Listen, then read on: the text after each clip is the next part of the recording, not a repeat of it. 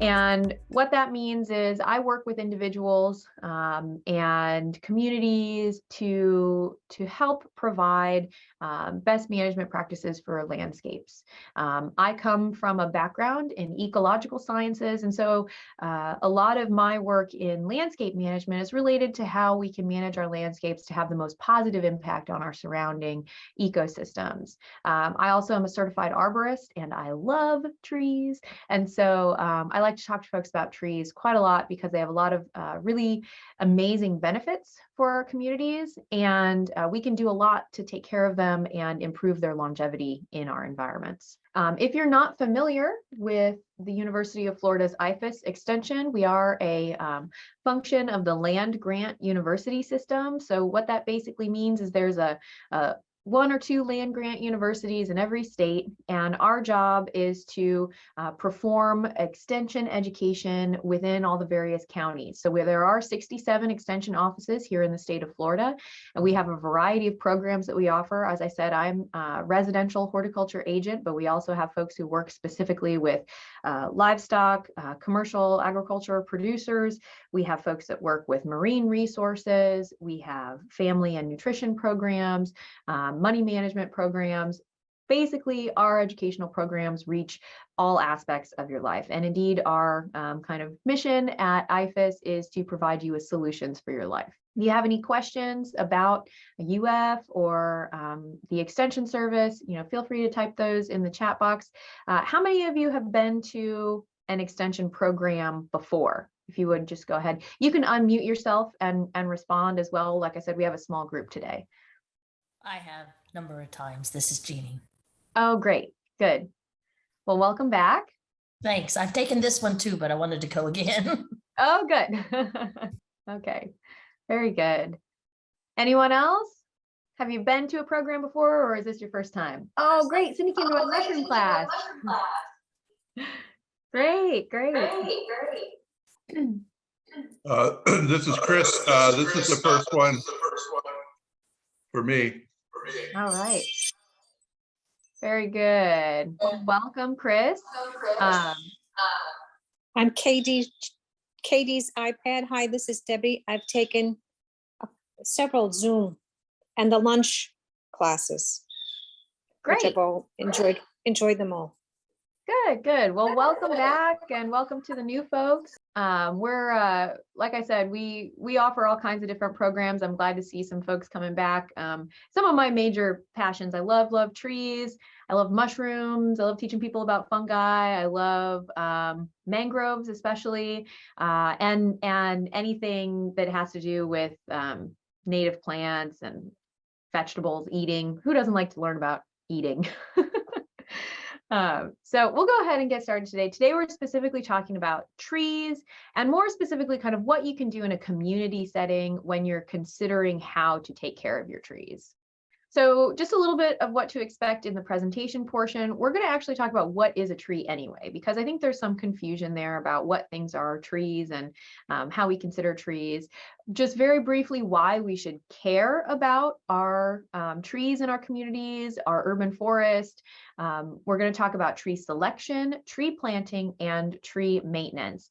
And then at the end, I've created kind of a form that walks you through creating a tree care plan that has links to a whole lot of resources that are available through UF-IFAS, as well as the International Society of Arboriculture. So when we talk about what is a tree, right, there's a lot of different definitions out there. These are just some definitions, right? We can go, the Royal Forestry Society in the United Kingdom is that a tree is a plant with a more or less permanent root system that's supported by a single trunk of wood, right? Trees are the tallest freestanding organisms in the world. They live longer and grow larger than any other living organism on Earth, okay? I take umbrage at one thing in there because it says that they're supported by a single trunk of wood, and we know that there are many multi-stemmed trees out there, or at least things that we consider trees. Britannica defines it as a tree is not an immutable biological category, but rather a human concept based on visual criteria, right? There's not a discrete definition from a biological perspective or morphological perspective that says this one is tree, that one is not tree. But we use kind of visual cues that we have to help us understand what is a tree and what isn't a tree.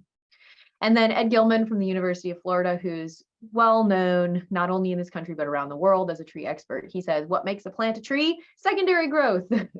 And secondary growth just means that hard, lignified, radial growth that trees are able to put on.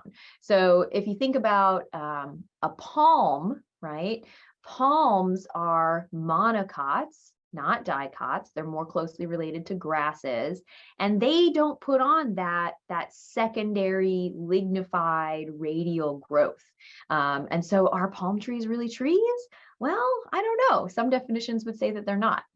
Here at Minute Earth, we talk about trees a lot. But in doing research for yet another tree video, I came across something that our tree-hugging crew had never quite realized before. There's no definitive way to tell what's a tree and what isn't. I mean, we all know what a tree is. It's a tall plant with a single trunk made out of wood, right? But it turns out that when you use that definition, some plants that you think of as trees, well, aren't. A palm tree, for example, is tall and has a trunk, but that trunk isn't made out of the hard, highly structured nutrient-transporting cells we commonly call wood. Instead, its trunk is made of less dense, fibrous material. Same with the banana tree. So are they not trees? Then you have trees like the dwarf cypress and various bonsai. They all have single trunks made out of wood, but they're short. Like, they're shorter than lots of shrubs, some of which also have woody trunks. So are those tiny trees not actual trees either? And what about aspens, which are tall and woody, but each have multiple trunks? Are they trees? Okay, so maybe defining a tree based on physical characteristics isn't the right way to go about it. Luckily, there's a whole branch of science dedicated to organizing living things. Surely taxonomy can help us figure out what a tree is. After all, we classify most groups of organisms by their genetic relationship to one another. For example, all primates are more closely related to each other than they are to non-primates. Maybe we can do the same with tree mates. Let's take an oak tree and a pine tree. They aren't actually that closely related after all. And look here, an oak tree is way more closely related to an orchid, which is definitely not a tree, than it is to a pine tree. And a maple tree is way more closely related to a cabbage, again, definitely not a tree, than it is to a cedar tree. What we think of as treeness seems to have evolved lots of different times in lots of very different places. So the tree of life doesn't help us narrow down what a tree is. Researchers have tried, but there is no universal, agreed-upon way to define a tree. Taxonomy isn't helpful, and physical characteristics just aren't enough. That's frustrating, and not just for researchers who need to be able to organize and categorize the world in order to better understand it, but also for folks like us who just want to be able to clearly and succinctly explain what seem like simple concepts. But nature and language are tremendously messy, so maybe it's good for us to be able to tolerate a bit of uncertainty. Otherwise, we might miss the forest for the... wait, is that a tree? I think that's a really good quick video that just talks a little bit about how it's really difficult for us to understand or define discreetly what a tree is. And I think that for our purposes, as we go forward, right, we have things that are kind of generally considered trees, especially in our area in Florida, right? We've got cabbage palms, royal palms, all the palms. So we're going to talk about them, but they do require different maintenance techniques, different planting techniques than the hardwood trees do. And so we'll mention that as we go through the presentation. Now that we kind of have a general understanding of what a tree is, right? I want to talk to you just briefly about why we should care about trees. And so I've put 4 kind of main topics here on this slide. And the number one is water. And trees in the urban environment, in natural areas as well. But when we have trees in our urban environments, they function to capture stormwater, to allow it to percolate into the soil. They create kind of microclimates via evapotranspiration. and help to maintain proper soil moisture levels. The presence of roots and their associated mycorrhizal fungi also help to increase the soil moisture retention ability in our environments. And those roots, they're also providing a filtration and erosion control function. So those roots are holding soil, they're preventing erosion, and they're also capturing nitrogen, phosphorus, carbon, all kinds of things, and helping to store them and hold them in the soil.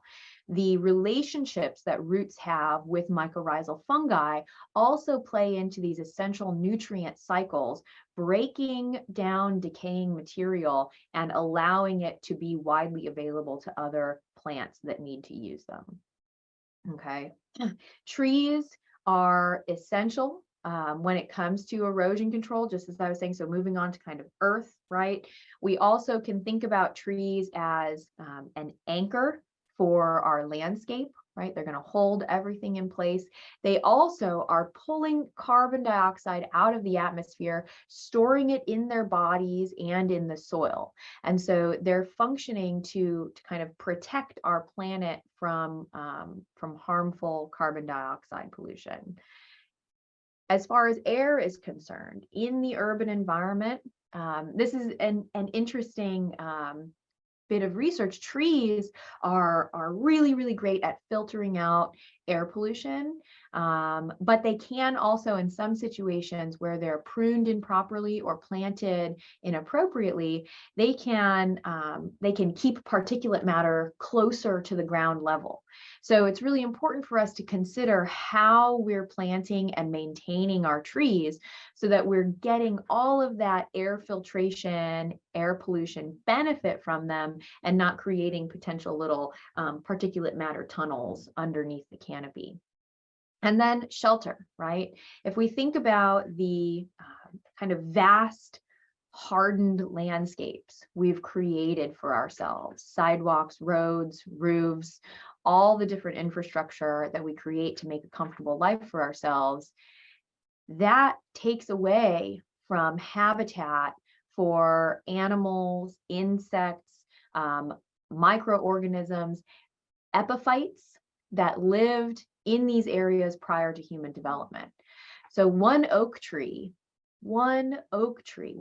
oak tree can provide habitat for up to 400 distinct species of organisms. So this is invertebrates, birds, annelids, reptiles, epiphytes, ferns, all of these types of different species can inhabit one mature oak tree. And we know that we see similar results from other types of native trees as well. So when we think about, why am I even talking about maintaining trees in my community? Why do I care if I have a tree in my community? Well, we can start to think about all of these ecosystem services, things that trees freely provide to us as long as they're cared for, that we then don't have to pay for, right? Stormwater infrastructure is expensive. Water filtration is expensive. Cleaning air pollution is expensive.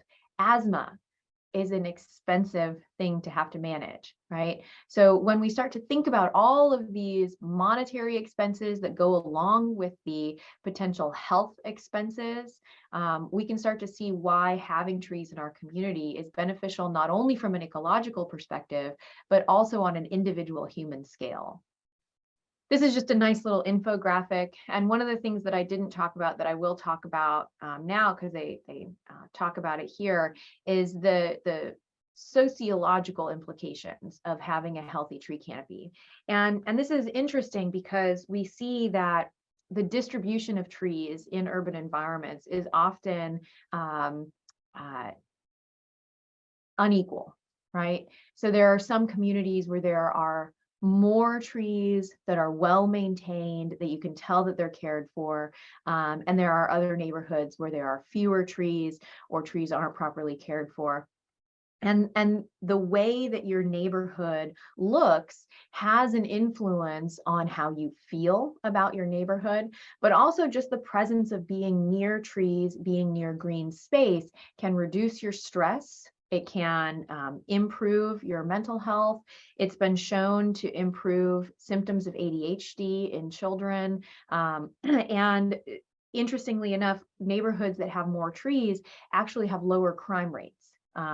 There's a misconception out there, I think, that trees provide like refuge for criminals or something, but the research has shown again and again that the more trees you have in your community, the less crime you'll have.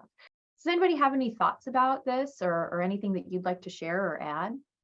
I have a question about this. Mhm. Yep. Do you know about any ordinances to save the trees then? Because there seems to be some building lots that are totally scraped and not a tree left. And I just wanted to know, is there any possibility that they have to replant, or can we save some of these trees before they're all torn down? Mm-hmm. Yeah, that's a great question. And in the land development code in most communities, so whether you're in unincorporated county or in the city, or depending on which municipality you fall under, within their land development code, there are requirements for replacement of trees, right? And so when you come into a new development and you see usually it's a live oak or something similar that's been planted either in everybody's front yard or in the median space between the sidewalk and the road. Those trees are required as part of the land development code to replace caliper for caliper what was removed. So the idea is that you remove 200 trees that are 48-inch caliper, you'll have to plant X number of trees to replace those trees in that neighborhood. So that's usually how the land development code deals with that. Now, there are some municipalities that have grand tree protections. So that means trees that meet a certain definition. So they have a certain width, their trunk diameter, a certain canopy spread, they fall into specific species lists. Those trees are then protected from removal because of their status as a grand tree. Manatee County does not have a grand tree ordinance, but there are land development codes which require replanting. Now it's difficult because it's then up to the community who takes on ownership of management for those trees. So once the development happens, the developer walks away, the HOA, the community, is now responsible for managing those trees that were required to replace what was lost. And so in order for those trees to really live up to their replacement potential, they have to be cared for appropriately by the community. And in some cases, I'm going to be very honest, in some cases, inappropriate tree species are selected for the size of lot or space where they're planted. And we're going to talk about that as we go through here. So it can get to be a real tricky situation for these communities when it has been required of the developer to replant, and then the trees that are replanted are tree species that can get 80-foot canopy spread, and they're put in a 4-foot median between a sidewalk and a road, or in a 50-foot wide lot front yard, right? Either of those scenarios, the tree selection is absolutely critical to make sure that you don't end up with issues with hard infrastructure. So like buckling sidewalks or driveways. Because once you get to the point where sidewalks and driveways are being buckled, people then start talking about cutting down the trees. And then you have to try to figure out, okay, well, what can I replace them with? And it becomes a real challenge. What we see sometimes is that communities get to that point, they remove a lot of their hardwood trees and they plant a few palm trees to meet that replacement criteria. But then I think what we can all kind of agree upon is that palm trees don't have necessarily all of the same benefits as hardwood trees from a soil, water, carbon perspective. So it's You ask a very good question, and it's a very complicated question. I hope I answered it a bit. Yes, thank you. But if you want to know about what trees are going to be replanted next to you, if they've scraped a lot and they're building a house, would you go through the county or would you go to the local municipality? So it depends on whether or not that lot is located in city or county jurisdiction. So if it's in county jurisdiction, you would go to the county, and they actually, if you're looking at a county parcel, you can go to the online property planner map, and you can type in the address, and you should be able to click on the map where they've got a development order in place, and you should be able to see those documents, or you can request them from the office, from the Planning and Development Services office. And if you need any help navigating that system, I'd be happy to kind of show you where to go to find some of that information. And there's also, you know, every county has a comprehensive plan as well. And the comprehensive plan often has additional language related to tree protection or urban forests, urban canopies. And comprehensive plans go through updates. Roughly every 7 years, they're required to be updated. And it is a requirement by the state that each county has a comprehensive plan. And community members often are asked for public input during the comprehensive plan amendment period. Now that we've talked a little bit about what a tree is and why we care about trees, I want to talk to you about some of the things we need to consider when we are getting ready to plan how we're going to care for our trees. Now, how many of you, just go ahead and type in the chat or say out loud, how many of you are responsible for kind of maintaining or selecting trees for more than just your property? So let's say you're on like a landscape board or something like that. Anybody in the audience today?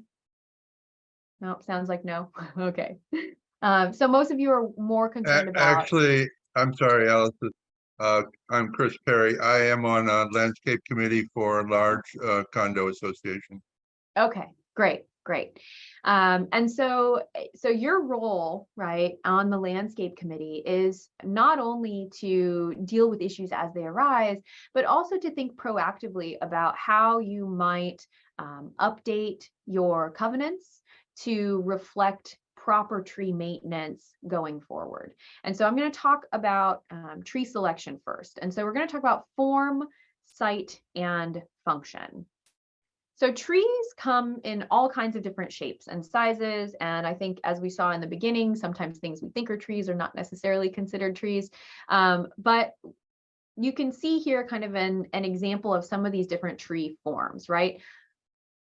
If you had to pick which one of these forms that you see here in this diagram is that of a live oak, you can type it in the chat box. I think the spreading. Yes, spreading, absolutely. Live oaks have a spreading form, right? How many of us have ever seen the ones where we have lateral branches coming down and they touch the ground and they reach back up and they start growing again? They have a very wide canopy spread. Okay, and so now there are cultivars of live oaks that are a little bit more compact, that are sold in the nursery industry, but in general, live oaks are going to have that spreading form, right? Some of our other trees have more of a round form or oval, open. One tree that is used fairly frequently in landscaping with a more open form is Bursera cimberuba, black olive, shady lady. And that one has more of an open form. You can kind of see like layers in the canopy on that one. So when we're selecting a tree, we need to know what shape is going to fit your space. Do you need something that has privacy, right? Maybe you're trying to create a privacy screen and you want maybe a pyramidal shape. right? To provide you with as much screen as possible. Do you want something that's going to move gently in the wind? Then you want something with a weeping form, right? Do you want something that is going to be more oval, more upright? Either way, whatever you decide, right, there's going to be a few different species that can kind of fit that form. So this is going to help you narrow down your list first in looking at your space, looking at what you want that tree to do for you. Okay. You want to make sure when you're selecting trees, and this is something, Chris, when you're looking at your landscape covenants, things like that, there should be standards in there for what nursery grade your trees can be. Usually in the development phase, they require trees to either be Florida Fancy or Florida #1. So there's this whole book called the Florida Nursery Grades and Standards that provides people who buy plants from nurseries with specifications for what those different plants should look like.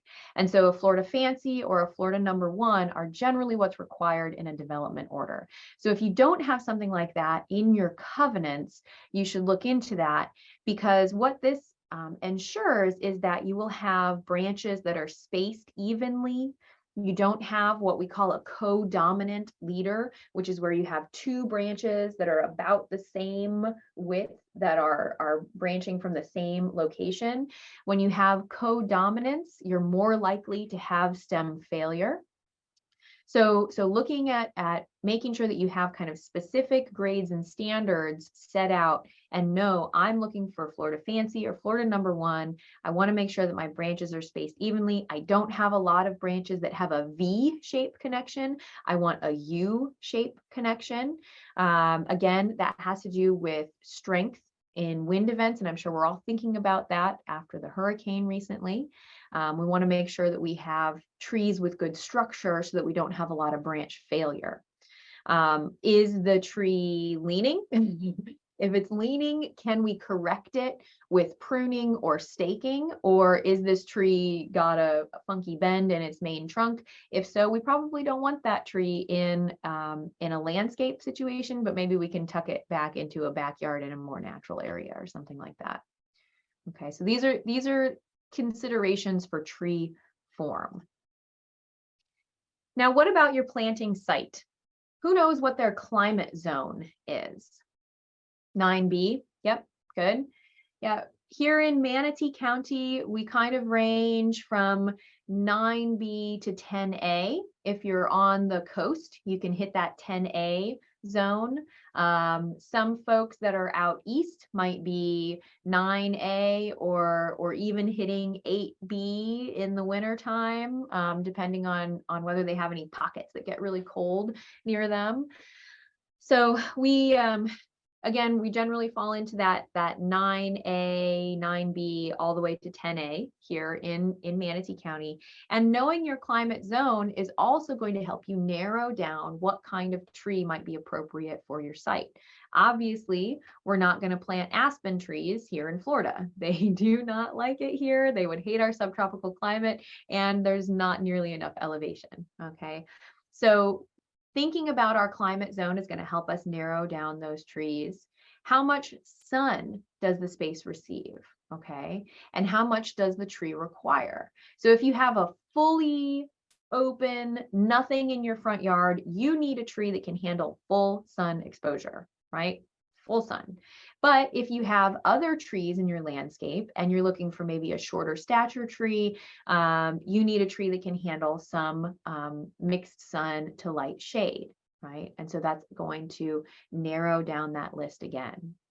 Are there overhead lines, surrounding trees, roofs, existing landscape? If you have a gorgeous landscape bed full of color and maybe you have a vegetable garden, right? You don't want to plant a tree that's going to cast a whole lot of shade onto that garden, because you're going to lose that garden, because those plants don't want shade.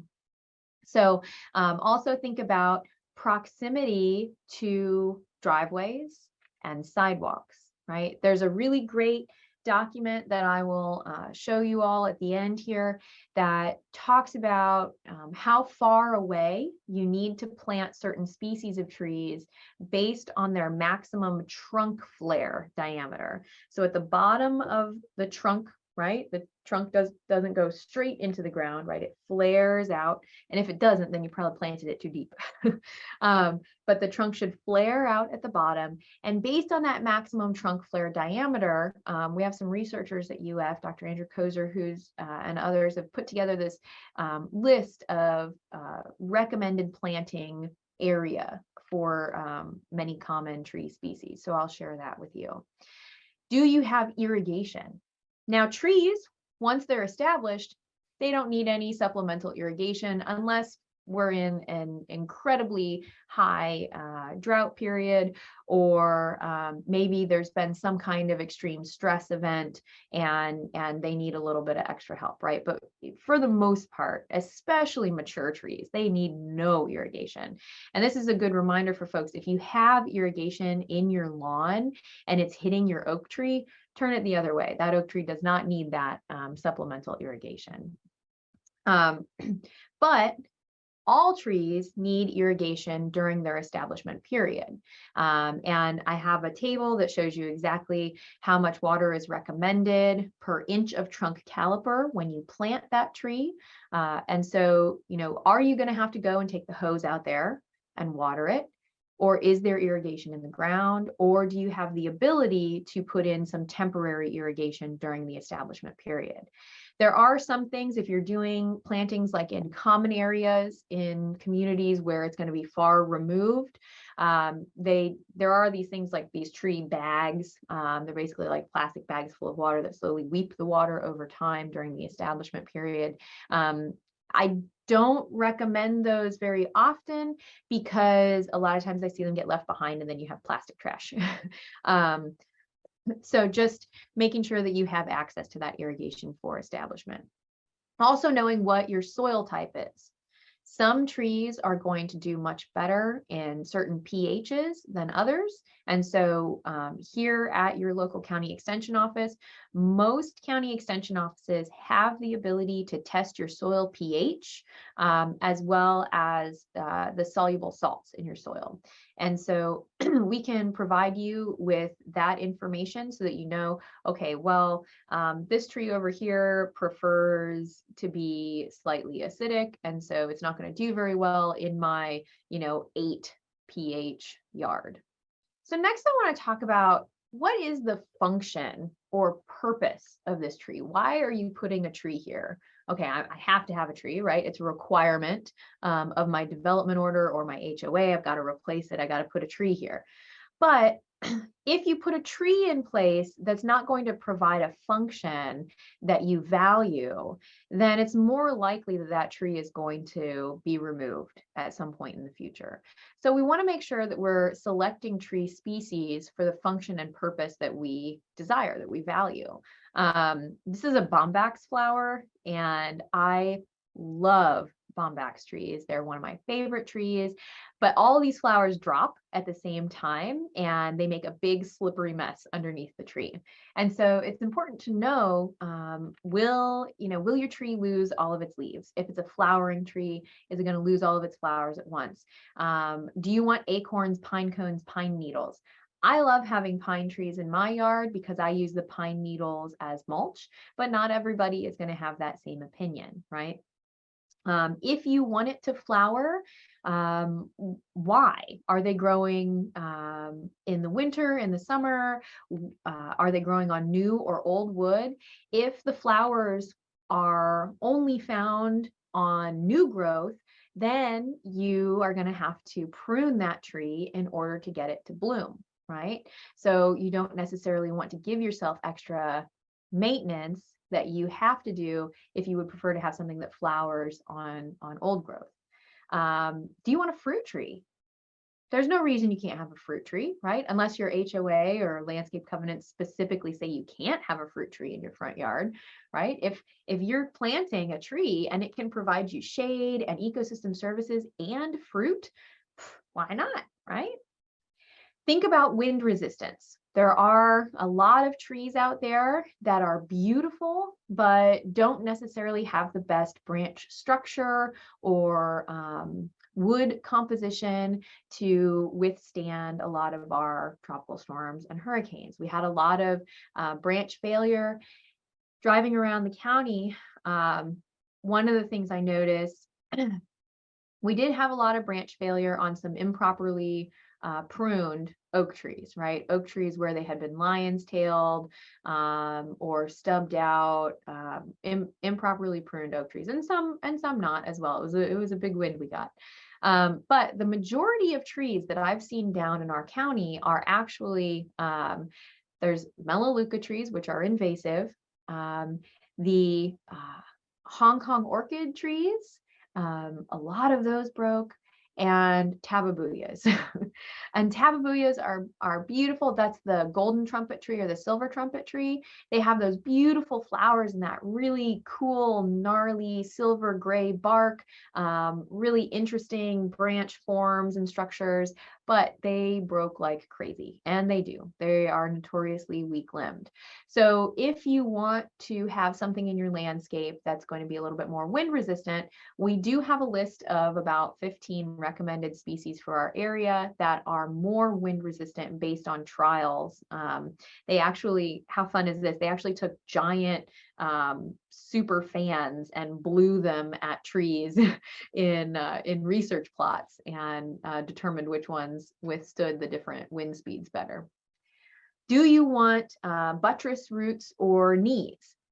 Cypress trees are beautiful. They're great, especially if you have a wet spot in your yard. Planting a cypress tree there, great. But you will end up with knees popping up. And so are you going to be able to run your mower over it, or are you going to be willing to mulch or put a ground cover there instead? You know, are you going to plant something like a ficus tree that's going to have large buttress roots or adventitious roots that drop down from the overhanging canopy and grab on to the ground surface? These are all different considerations based on tree species. All right, so let's say that you've looked at your planting site, you have determined your tree species based on the available space, the sun, the soil type, what function you want it to serve. All right, now you've got your tree, you got a Florida fancy, it's got great structure and form, and you're ready to plant it. All right, so what do you need to know when you plant it? Well, you got to consider your planting hole. We're going to talk about fertilizer, mulch, distance from infrastructure, and water. So your planting hole, right? When you're looking here, you want the depth to be about 1 inch below where that root ball is going to sit. So you measure the root ball of your tree, and you want to dig your hole so that when the root ball is resting on the bottom of the hole, there's about 1 inch of it up above the edge of the hole. The width should be the diameter of your root ball plus about 1/3 again, okay? So you want it to be wider and you want it to be slightly shallower than your root ball. And I know that I have been definitely guilty of this in the past, where I'm like digging in some really hard soil and I get to a point where I can slide that root ball in and I'm like, all right, it's good enough. No, it's not really good enough. We need to make sure that we give those roots space to breathe and grow and reach out, because if we put them into a situation where we're just kind of sliding that root ball right into a space that fits, you're more likely to end up with girdling roots or roots that kind of find one direction to go. And so you don't end up with as much kind of even spread of your roots. For backfill, I get this question quite often. You don't want to put compost, potting soil, anything other than native soil to backfill when you're planting a tree. And the main reason for this is because you want it to have stability. You want those roots to grow evenly in all directions as best they can. And you don't want them to kind of grow in this like fluffy, light compost potting mix and then reach our sandy, nutrient poor, sometimes heavily compacted native soil and say, ugh, and they stop growing, and then you end up with an unstable tree. Ensure that there are no large air pockets. You can put the shovel in there, shake the shovel, or you can use a hose to kind of fill in, make sure that that soil sinks down all around. Don't stomp on the soil. Compacted soil is the enemy of new roots, right? We don't want to give them really hard surface that they have to fight against to grow. And then, you know, I know a lot of people, there's still a misconception out there to like sprinkle some fertilizer in the planting hole, and that's not what you want to do. So none in the planting hole. You can give the tree a little bit of a boost with fertilizer 6 to 8 weeks after planting.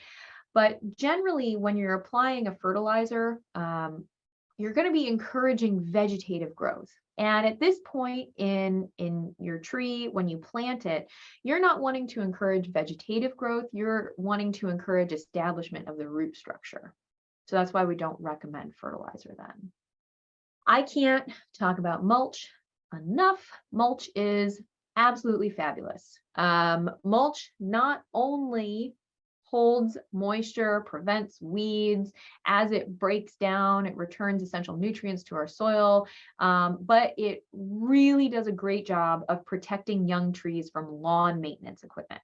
Okay, so if we plant a tree and the turf grass starts creeping up closer to that trunk, what we're going to find is as people put their mowers, weed trimmers around, you end up with wounds around the base of that newly planted tree. And as soon as you wound that tree, you're inviting disease and insects into that tree. So how wide should you put your mulch around your tree? About 3 feet of diameter per inch of trunk width. Okay, now in some cases, this might not be, you might not be able to do like a 9-foot wide mulched bed, but just try to make it as large as possible to ensure that it's being protected from lawn equipment. And people ask me about, you know, what types of mulches to use. And really our kind of #1 recommendation is just to try to find hardwood, non-dyed. If you can find Melaleuca mulch, that's a really good option because it's made from invasive Melaleuca trees. It's sold under the name brand Flora Mulch, but also as there are other name brands as well. And that mulch is, like I said, it's really good because it's made from those invasive Melaleuca trees. But any kind of non-dyed hardwood mulch is going to be an excellent choice. Pine straw is a good choice, but it does break down pretty quickly. So when you put down pine straw, you're going to want to put down about 2 to 3 more inches than you would think you would need because it compresses quickly and then it breaks down fairly quickly as well. Pine bark is a good option in areas where you don't expect any kind of high flow of water. Pine bark floats really easily, and so we see it get washed away in our summer rainy season fairly easily. And it's also pretty expensive. So again, going for that non-dyed hardwood mulch is going to be your best option. All right, this is a familiar sight, isn't it? I'm actually going out this afternoon to look at a community that's got about 20 of these, I think. So with the hurricane, we've seen a lot of trees leaning over. We've got some buckling sidewalks, some issues, driveways as well.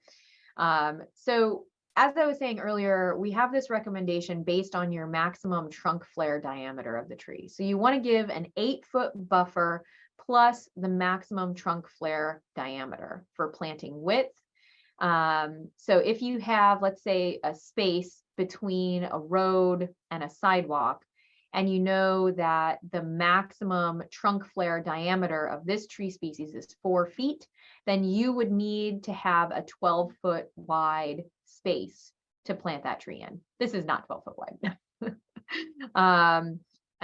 So planting distance then would be if you're planting away from something where you have a large space on the other side, you want to give 4-foot buffer plus half of the trunk flare diameter. So in this case, if you were planting this tree in this yard, let's say it has a 4-foot trunk flare diameter, then you would need to plant it 6 feet away from the sidewalk or driveway in order to prevent some of these infrastructure challenges. And there's a link here, and you'll get this when we get to the form here at the end of the presentation. Any questions about this? This is really hard to do in some of our communities where we have 50-foot wide lots and a 4-foot wide median. And in these cases, it can be much better to think about tree species that are smaller, right? We can put trees that have really great benefits. We can put 2 or 3 trees maybe in a space where a large live oak might go. But we need to select trees of smaller stature that don't have this large trunk flare diameter that will cause these negative interactions with our sidewalks, roads, driveways. I like to put this in here for comic relief. Let's just put a happy tree in here. There, doesn't that just brighten your whole day? So watering for establishment, we talked about this. Once you've got your tree in the ground, remember that it needs to be watered during its establishment period in order to establish and be healthy and be able to be taken off irrigation. So for very happy trees, we want to water daily for 2 weeks, every other day for 2 months, and then weekly until it's fully established. That's less than 2 inches. And this is 2 gallons of water per inch of trunk width. So if you have a 3-inch wide trunk width on your newly planted tree, you want to give it 6 gallons of water per watering event. How do you know that? How do you know how much water you're putting out? Are you going to carry 1-gallon buckets out there 6 times? Are you going to time the amount of time it takes your irrigation system to put down 6 gallons of water? You have to think about, how am I going to ensure that I'm getting enough water on my tree and not too much water on my tree? I don't want to just set the hose on it for 20 minutes and walk away because I don't know how much water is actually getting out unless I measure it. So make sure that you measure the amount of water that you're putting on your tree to make sure that you're not watering it too much. Why would watering too much be a problem? I think that one of the problems then is that you are pushing oxygen out of the root system. Good. Yep. You can push oxygen out of the root system. If you create an inundated environment, those roots can't breathe and they can become unhealthy. You start to get issues with fungal diseases at that point, what we call root rot, right? So you want to make sure that you're watering enough, but not too much. And also here in Florida, because of the composition of our soil, if you water more than this, it's not like it's going to the tree anyway. In most cases, what's happening is it's going to percolate down past the root zone and you just are wasting water. So from a water conservation perspective as well, you want to think about not overwatering. So we got our tree in the ground. We have established it, right? We watered it according to our watering recommendations for about 6 months, up to a year. It looks good. I've taken it off, supplemental irrigation. Now I just leave it alone, right? I never have to touch it again. Wrong. As trees grow, we have to provide some maintenance. And that maintenance can be just in terms of scouting that tree for health, making sure that it's maintaining proper canopy. It doesn't have any kind of insects or diseases. Maybe I need to prune it a little bit. Maybe there's 2 branches that are crossing. They're growing too close to each other. I'm getting way too much weight on one side of the tree and not on the other. And so I might need to do some of that pruning. If I have trees like Chris, where I'm planning for the maintenance of 100 trees, right? What you need to do is to hire an arborist, a certified arborist, from the International Society of Arboriculture, and they will help put together a maintenance plan. And what that'll look like, it'll be something like, okay, in year 3, we're going to do this pruning event. And then in year 5, we're going to do this pruning event. And then in year 10, you'll need this pruning event. And then once you kind of get to that 10 to 15 year mark, that's when trees, you can kind of just leave them alone unless there's a problem. But in that first like 10 to 15 years, you're going to need to check them and do maintenance pruning. And those arborists can set up that plan for you based on the trees that you have. When we prune, right, it's important not to just prune because we need to prune or we think we need to prune. We prune based on specific objectives. Okay, so do you have sections of the tree that are dead, diseased, or declining? Do you need a height reduction? I would say, like in most cases, avoid height reductions wherever you can by planting an appropriately sized tree, because height reductions, unless they're done very well, they can cause some malformation in the tree structure. Maybe you need to correct structural issues, right? You have crossing or rubbing branches. You're trying to encourage flowering or fruiting, or you need to open that canopy a little bit. It's getting too dense, too much shade. You want to kind of let a little bit more light through, okay? These are all reasonable pruning objectives. In this image here, you can see, and I'm actually going to grab my little annotate tool here. You can see right here where we have 3 branches that are starting from the same point, and they're all roughly the same diameter. And as this tree grows, this is going to become a very weak point in the tree, because you're going to have all of these very heavy branches all competing to be what's called the dominant stem, right? Right now, this one's the dominant stem, but these other 2 are competing for that. They're going to be putting on radial growth, getting bigger and thicker and heavier, okay? And because you have these V-shaped connections here, and you have right here and right here, you have some included bark, we're going to need to address this issue. And so what we've done in this case is you reduce these 2 co-dominant stems. See, they've cut them here and here, brought them back so that they are no longer going to compete with this stem here. Now, obviously, as this tree grows, right, this branch, we're not going to expect this branch to stick around. That branch is not going to be there anymore, because as the tree grows, we're going to want to get rid of that branch. We don't want to walk underneath it, right? Now, maybe it's in an area where that doesn't matter, so we can leave it alone. But in most cases, we want to think about clearance as well. Okay, so you can see here in this instance, this is the kind of poor structure that we want to avoid, but it can be addressed with pruning if it's caught early enough. Just a few things to recognize if you're pruning or if you're hiring someone to do pruning for you. If you're pruning, make sure that you're choosing the right tool for the job, right? Anything over 1 inch in diameter, you should probably be using a pruning saw. Okay, because the likelihood that you're not going to mash and tear that bark with a pair of loppers is very low.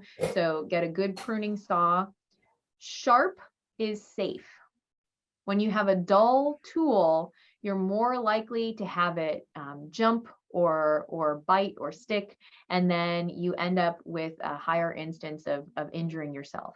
So you want a sharp tool that's an appropriate size, right? I don't need to go take a 660 chainsaw to cut a 3-inch diameter branch off of a tree, right? And make sure that you have comfort and familiarity with that tool.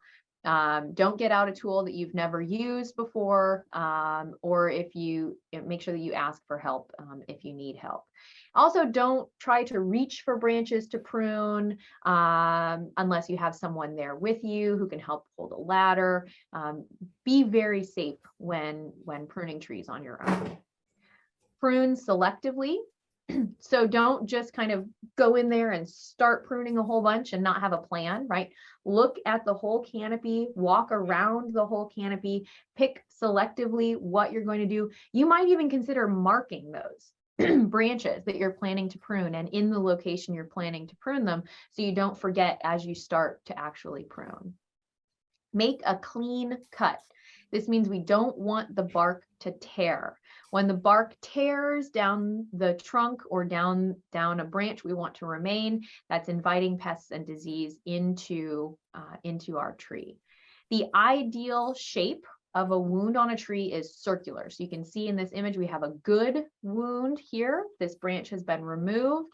It's a nice circular shape.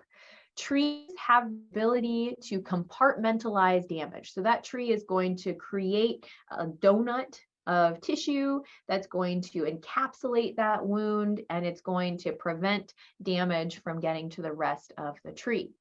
But if we have kind of this oblong oval here, this is a bad pruning wound because we've cut into the branch collar. You can see, grab my little annotate tool again. You can see right here, this is what we call the branch bark ridge, okay, right here. And with this branch bark ridge, this kind of represents the junction of those two stems. And there's usually a bulge that comes off of the trunk right down here. And this represents the branch bark collar. Now, a good rule of thumb is that if you find that branch bark ridge and you come 45 degrees off of it, you should be pretty safe if you can't find the bulge of that branch bark ridge. Now, when you cut into the branch collar, what you're doing is you're making it much more difficult for the tree to compartmentalize that damage, and it's much less likely to be able to prevent pests and disease from entering the tree. Here in Florida, we do not cover wounds with paint, tar, cement. I had somebody called into our plant clinic here in the office, and they had put insulation foam inside of a pruning wound on a mango tree. So yes, we don't want to fill any of the wounds on our trees with anything here in Florida. And the reason for that is our high humidity here. What you're doing essentially is just creating a pocket of humidity, bacteria, fungi inside of that wound, and you're more likely to cause decay. Now, an arborist might, in some instances, if there is a section of decay on a tree, they can kind of clean the wound, and they'll cut away the decaying wood material and they'll actually wash it. And in some cases that can encourage the tree to be able to compartmentalize and help to kind of protect itself. But just generally know that we don't cover wounds here in Florida. So next is scouting. So let's say you've got a good pruning maintenance plan in place, your trees are doing well, but you still need to watch them, look at them, take time, walk out with your coffee in the morning, look at the canopy, look at the trunk, look at the base, flip those leaves upside down. Make sure that you're paying attention to, what does your tree look like during different times of year? Does it look a certain way in the spring versus in the winter, in the summer? And also know about the characteristics of your tree. This tree right here, this is one of my absolute favorite trees of all time. This is a gumbo limbo tree. They have photosynthetic bark, guys, photosynthetic bark, so cool. But it peels and is papery. And some people, if they didn't know that the tree was supposed to do this, that this is what the tree looked like, they might think that there's something wrong with it, that this is a problem. So knowing what your tree looks like, especially in all different seasons, is really good as you begin scouting. Look for yellowing of the leaves, and you can see that Up here in the right-hand corner, this yellowing or what we call chlorosis of the leaves. Here you can see that the veins of the leaves are still fairly green, but the rest of the leaf is yellow. This means that the older tissue is yellowing. This is most likely a nutrient deficiency. It can be caused by overwatering or underwatering, or in some cases, we've seen watering with reclaimed water can cause some chlorosis as well. Look for oozing or bark peeling, new holes in the bark, sawdust, any kind of insect damage to the leaves. This little guy up here in this top left bubble, does anybody know what that is? Is it a Sri Lanka beetle? Yes, exactly right. This I Sri hate Lankan, them. yeah, Sri Lankan weevils, they like to chew on the margin of the leaf. So that means the outer edge of the leaf, and they will decimate your foliage. And unfortunately, there's not a really good quick way to get rid of them. They are not a native species to Florida. But what you can do is you can kind of like put a tarp or a sheet under the tree, and you can shake the branches. They're not super hardy, able to hold on. So if you shake the branches really good, they'll fall into that tarp or sheet, and then you can dump them all into a bucket of soapy water. But watch for these types of things. When my pine trees were young, I was getting, I'm not going to remember the name of the caterpillar right now, but there's a caterpillar that attacks new foliage on young pine trees. I had to go out there and just spray them off with soapy water because they would defoliate whole branches. But if you watch for it, once your trees are established and mature, they're much more likely to be able to kind of fend off attacks from these types of pests. Now, something to consider, since we've had a hurricane and a lot of our trees are going to be very stressed, trees don't show damage right away from stress. Trees that are damaged now because of the hurricane may not show that damage for 3 years. So we have to watch them over time. And the reason for this is that they can shift in the ground, even if they don't fall over. Wind can cause a lot of stress. Obviously, a lot of trees are defoliated right now. When trees put on brand new growth all at once, it's a signal to insect pests to come on in and start munching away.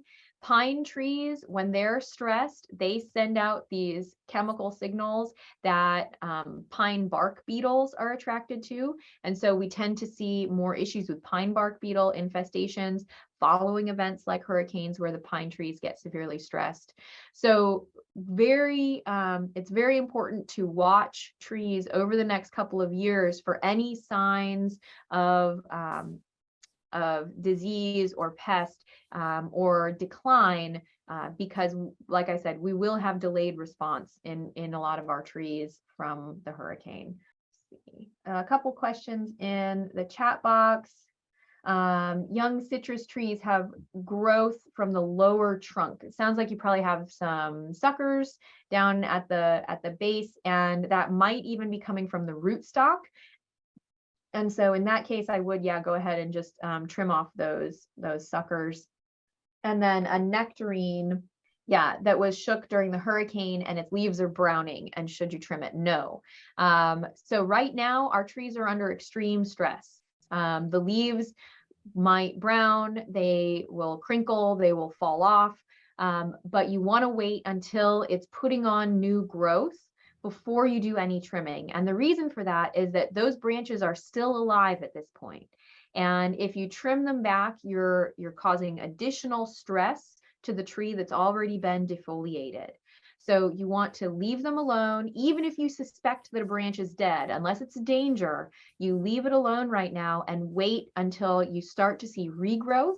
Then once you see regrowth, you'll know where the dead branches actually are. And then you can do your trimming, your cosmetic trimming. So if you don't know how to hire an arborist, and I'm going to say right now, I am not an arborist for hire, I am an arborist for education. but there are a lot of really great arborists for hire in our community. You can find these arborists by going to treesaregood.org/find an arborist. Look for this logo. There's going to be a lot of folks driving around offering tree trimming services now following the hurricane. And some of them might be perfectly good at cutting up your tree that fell down and getting it off of your property. But for trees that are still standing, that you want to be healthy over the long run, if you have any trees that are leaning that you need braced or staked, you want to hire a certified arborist to do this work. Okay, and you can find a list of them that are working in our community at this link. And otherwise, you want to look for this logo on their truck or trailer when you see them. I would also recommend ask for references, get a couple of quotes, make sure that they show you their insurance information, because as I said, there's going to be a lot of folks driving around offering tree service right now. So be scrupulous in your selection. So now, if you have the ability to scan this QR code, go ahead and do so. Otherwise, I am going to put I'm going to stop my share. Hold on one second. I'll let you scan that QR code if you have the ability to do so. All right, now I'm going to go ahead and I'm going to stop my share. And I'll put the link here in the chat box as well. So I created this, and I'll share my screen again so that everyone can see what it looks like. I created this form to help kind of walk people through creating their tree care plan. And so you can see that what it looks like here when you go to the link that's in the chat box or scan that QR code if you did.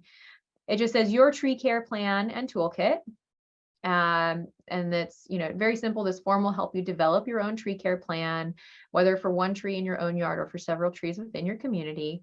And so it's going to walk you through a series of questions, and I'm just going to kind of walk through it with you really quickly right now, but I invite you to please go ahead and work on this at your leisure. One of the things I want to point out in here, it's going to ask you about how many trees you maintain. Are you planting new trees? Remember, we wanted to know what climate zone we lived in, right? Well, we can go to this interactive plant hardiness map. So here's our USDA plant hardiness zone map. And we can zoom in down here to Florida. And we can find us here, and here's the key, okay? So you can see we are 9B, 10A, 10B down here. Okay, so this is a nice interactive map. You can zoom all around and you can see where we get these different climate zones. And you can see around Tampa Bay, I love this because around Tampa Bay, you can see how that kind of 9B, 10A zone hugs around the coastline. Because we really do get a temperature mediation from the water there. Okay, and if you need to find out what the pH of your soil is, that's the next question. You'll click on this link and it takes you to our county extension, find your local office. So this will let you find the local extension office near you. If you're in Manatee County, then it's us here in Palmetto. Now, it's also important to test your soil for compaction. One of the reasons for that is during planting, you may need to do some additional work in the surrounding area if you have highly compacted soils. And one of the things that we find is that newer developments, they do tend to have pretty compacted soil as a result of that development process, right? You have heavy equipment running back and forth. And a lot of times, what they're doing is they're pulling, so to create the stormwater ponds in the neighborhood, they dredge that that soil there, and then they kind of flip it upside down and put it in the landscape, right? And then that's what they put the landscape on top of. And so you end up with these more compacted soils at the top layer rather than at the bottom where they would have been. So you can test your soil for compaction. you can follow this link and it's going to take you to a pre-plant soil assessment for new residential landscapes. And it goes right through, talks a little bit about soil texture, pH fertility, and then it talks to you about how to do that compaction test. This resource right here is good for finding Florida trees. This is the tree selector. And so this will help you put forth, some of the site-specific details, and it will give you a list of suggested tree species. Remember, in question number 8, remember to look up, down, and all around to be sure that your tree will fit into the space provided. If you're planting a new tree, be sure to follow the steps outlined in this document here.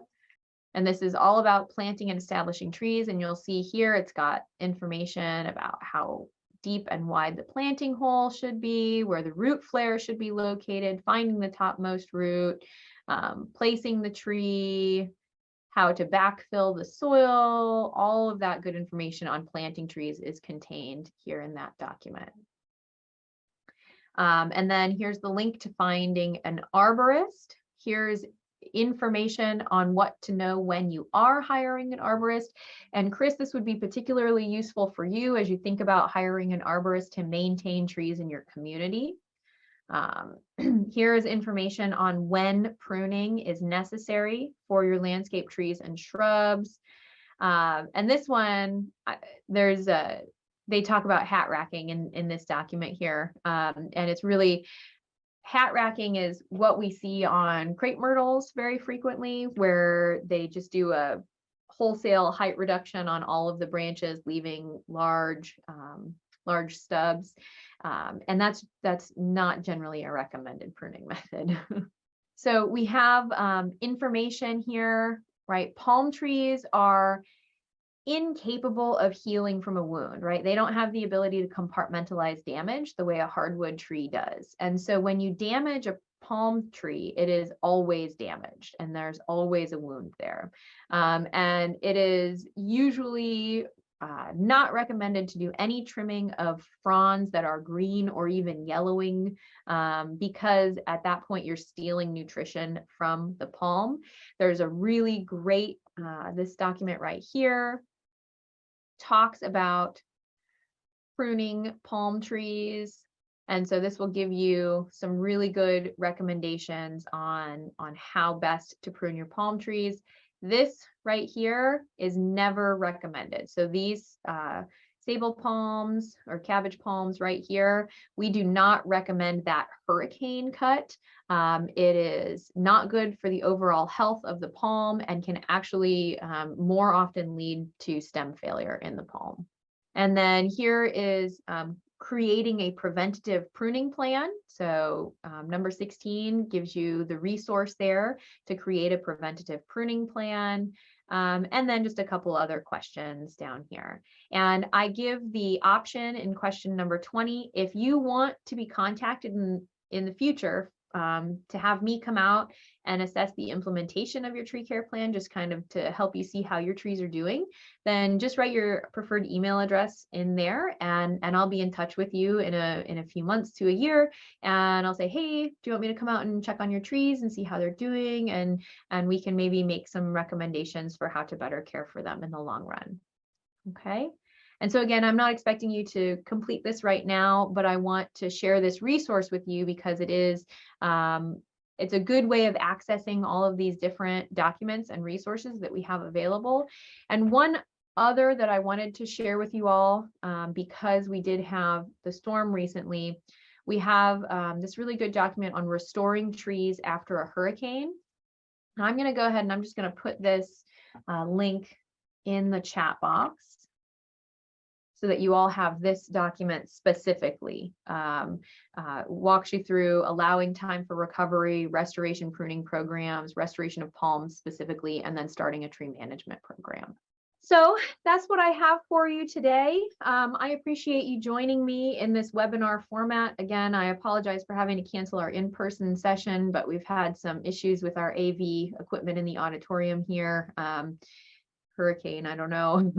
And the traffic has been exceedingly bad. So I thought it'd be better for everybody if we just meet online. But I'm open now for questions. Anything you want to talk about related to trees, tree pruning? If I might, this is Chris Perry. Mhm. We have an 80-acre property, so we have a large property. We have several thousand trees, Mhm. and we hire a firm every year to do hurricane trimming. Mm. And we had quite a discussion about that this year because we think they're doing too much. Mhm. And so they've been recommending, and it's a very big reputable tree firm Mhm. that says we should be doing a 10-2 cut.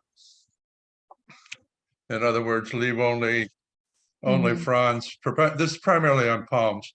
Right. 10-2, and we said we were able to convince our board that they should recommend a 9-3 cut. Yes. But they didn't do it that way. When we look at a 9-3 cut, we look at where the fronds are coming out. Mhm. And so some of those fronds are going to hang lower than 9-3, but their stem is in the 9-3. Right. They cut those ones that were borderline. So a lot of their cuts turned out to be 10-2 like they used to Mhm. be.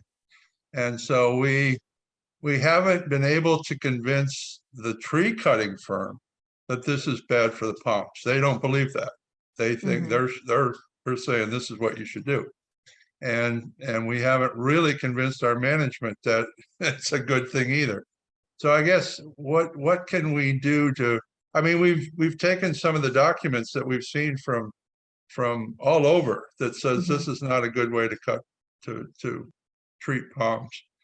But we're still trying to convince people that we don't need to do as much hurricane cutting as we are Mhm. doing. You're a salmon swimming upstream. Yeah, And the stream is social pressure, right? There's a lot of people think because this is the way it's always been done, it's the way that it should be done, right? And we've been working here through IFAS Extension as well as through all of our different partner organizations to recommend getting away from that hurricane pruning. It really is, when you cut green fronds from a palm, you are stealing nutrition from that palm. You're leaving open wounds that make it more susceptible to disease. So we really recommend against it. Now, the tree firm, likely they have attended some classes that we teach because they're probably required to through our Green Industries Best Management Practices program.